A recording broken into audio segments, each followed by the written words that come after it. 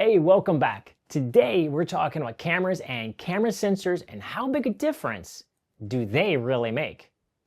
So you're just starting your photography business, or perhaps you're looking to upgrade. One of the first big questions is, what camera should I buy? And it's so easy to get caught up in specs, the megapixels, the sensor size, the dynamic range, as if the gear alone determines your success. But I can tell you, after 30 years in this industry, I've learned there is a huge difference between technical image quality and aesthetic image quality. And if you don't understand that difference, you're likely to overspend on gear that won't actually improve your work. Today, I'll show you some real-world examples from my career, from 4x5 chrome film to DSLRs to modern mirrorless. And we'll unpack what really makes a great image and what camera systems are actually worth buying. Technical versus aesthetic image quality. When you look at a photo, you're really seeing two things. The technical quality, this includes the resolution, the dynamic range, the color accuracy, sharpness, pixel size, all the stuff we look up on those data sheets and love to pore over, right? Then there's the more ephemeral part. There's the aesthetic quality. This is where you, the photographer, bring to the image the composition, the lighting, the timing, emotion, the styling, in short, the story being told. Too often, people assume if you buy the best sensor, you'll produce the best images. Technically, a phase 1 sensor is going to outperform a DSLR any day of the week. But when that image is viewed on a screen or printed in a magazine, what actually holds the viewer's attention? What's going to get you published isn't the sharpness and the technical quality necessarily. It's the aesthetic choices, the art direction, if you will. How you're putting those images together and how they're impacting the viewer. If you're mainly relying on that sensor, the robustness of your camera, to sell your work, you will likely have a short career. So let's do a case study. Let's head back to the computer and let me walk you through some of my own work to illustrate just how I came to this point. Let's go. Okay, let's take a look at a couple images here. So we're going to start with this image here. This is Touch. We're going all the way back in a time machine to 2002. This is a completely analog image shot on a 4x5 camera with chrome film. That's positive film. 64T. Now this was scanned later. I delivered this to the client on the chrome. So this is just an archival scan, but you see, really nice sharpness, holds up well. But what I'm really looking at here, overall image quality. Looks good. This is 2002. Style obviously is different, but looks good. Let's go to the next image, which is going to take us a couple years forward, 2004. The reason I picked this is also 4x5. You can see from the format of the image. This is shot in NPS 160, and you can tell because as you start scanning, you start to see the film grain. And if you scan too much, you get the resolution of the scan was too high. All you saw was film grain. But of course, 4x5, like incredibly sharp, tons of dynamic range and everything. And here we just started messing around, a little layering of the images, shooting a couple different sheets of film, and layering it out in Photoshop and delivering probably, I think at this point, chrome and digital to the client so they felt comfortable. They had a color balance to work from. Then we're going to move forward to 2005. Now this image is interesting. The reason I put this one in here is because this is a Canon 20D. Look that thing up. That thing is not a great camera. It produced a lot of bad images. But if you had the right moment, you had a nice compact tonal range, this is dusk like this, and you didn't have any major elements that were like screaming at you, you could make it work. And this was delivered, this was output to a 4x5 piece of film and delivered to the client. Imagine that. You can see down here, it's terrible. The blacks are just like awful. I should have thrown a light across the bottom. But this was being done as a secondary shot to the 4x5. But if you look at it on the screen, or I had the 4x5 piece of sheet film in my hand, and I remember looking at it thinking, damn, that looks good. Client was happy. Moving on to 2006. Now we're beginning to enter the world of legitimate digital sensors. EOS 1DS Mark II, 16 megapixels. This is Luis Miguel's apartment. He had this giant Mayan temple. This was published. It looked good in publication. However, if you do zoom in, you see the sharpness, the detail is just not what you'd expect. But again, my point is, when you step back, you look at it, it's a pretty decent image.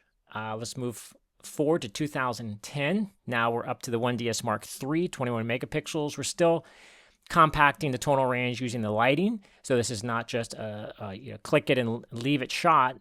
All this was done. There's tons of lighting all the way back through here. Even these windows were probably dropped in one at a time. So we get the sunset and the night shot all into one go.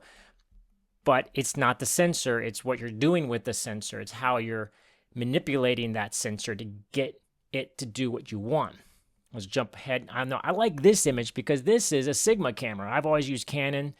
For a while, Sigma had sent me a camera to look at. This is the Merrill SD1. It was actually a pretty decent camera, but the color correction was horrible. It took me hours to color correct the images.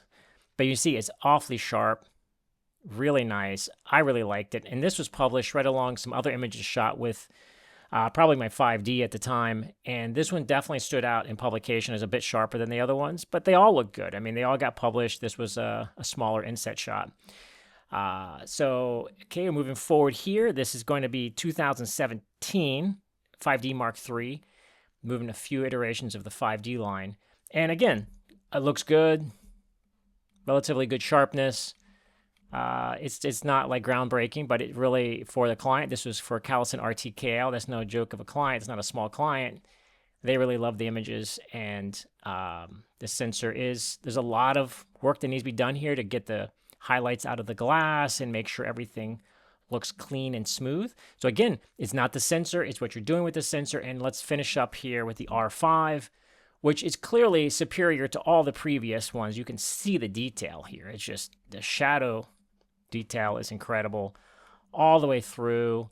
The sharpness, I mean, just an incredible camera all the way around.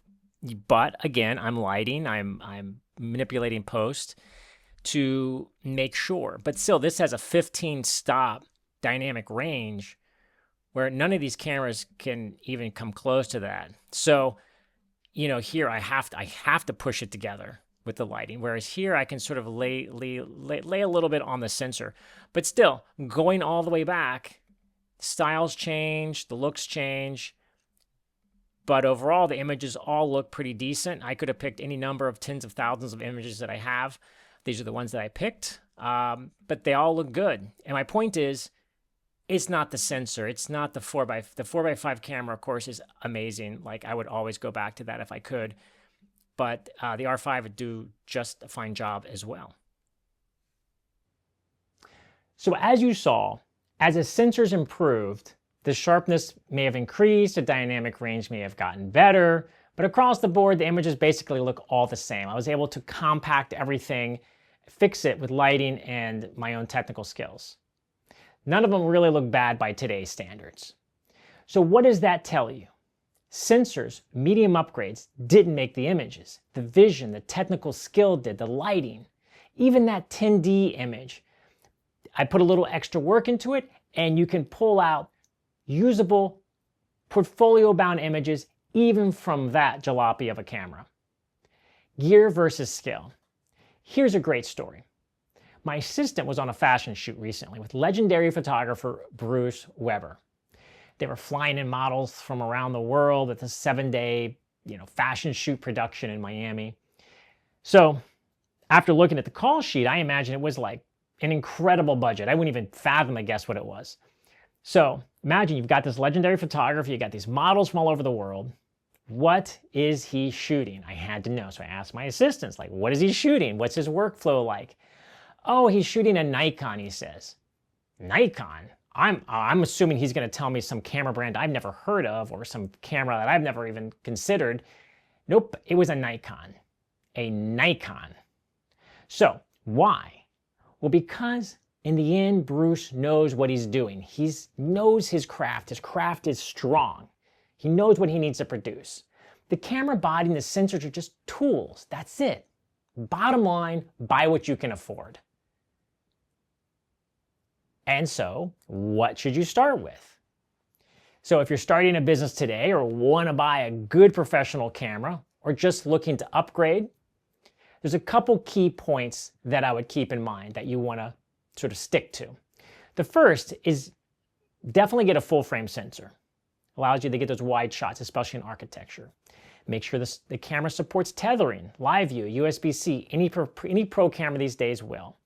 And then don't need to buy new. Go on eBay, go on B&H, buy a used camera.